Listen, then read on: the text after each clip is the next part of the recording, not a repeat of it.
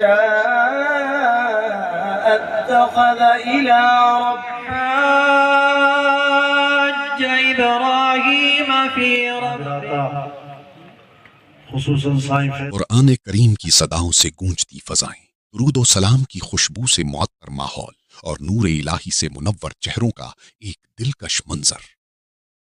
خضدار کے علاقے زیدی میں اس وقت ایک روح پرور اجتماع برپا تھا جب مدرسہ نجم العلوم کے زیر اہتمام عظیم الشان سیرت النبی صلی اللہ علیہ وسلم کانفرنس اور دستار فضیلت حفاظ کرام کا انعقاد کیا گیا۔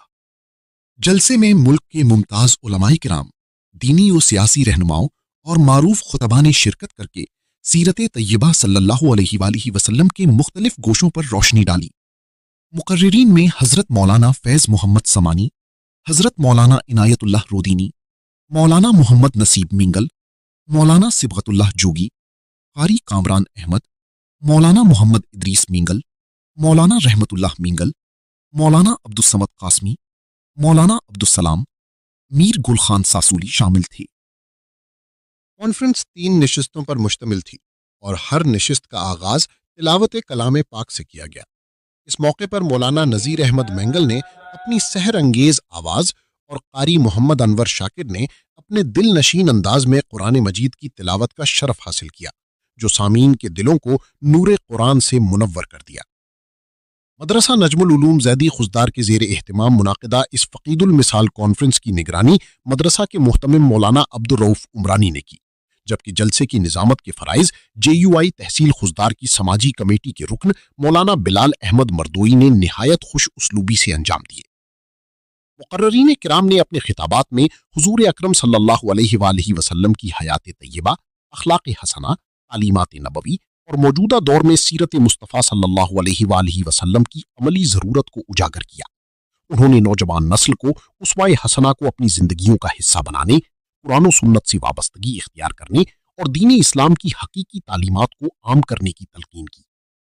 جلسے کے دوران حمد، نعت اور منظوم کلام کا بھی خصوصی اہتمام کیا گیا۔ جھالاوان کے معروف شاعر حافظ غلام اللہ سمیت دیگر شعراء نے بارگاہ رسالت مآب صلی اللہ علیہ وآلہ وسلم میں عقیدت کی پھول نچھاور کیے اور مدرسہ نجم العلوم کی دینی خدمات کو منظوم انداز میں خراج تحسین پیش کیا۔ کانفرنس کا سب سے روح پرور اور یادگار مرحلہ حفاظ کرام کی دستار بندی تھا۔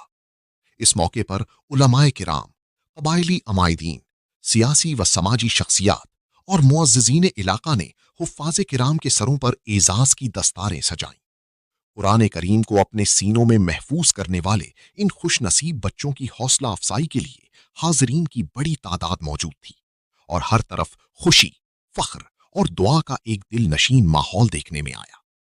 خواتین اور طالبات کے لیے بھی خصوصی انتظامات کیے گئے تھے، جہاں مدرسۃ البنات کی طالبات اور دین دوست خواتین نے کانفرنس کی کارروائی سے استفادہ حاصل کیا۔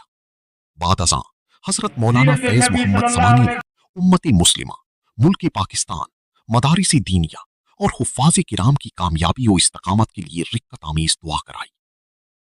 رپورٹ عامر مردوئی، تشریح نیوز خضدار۔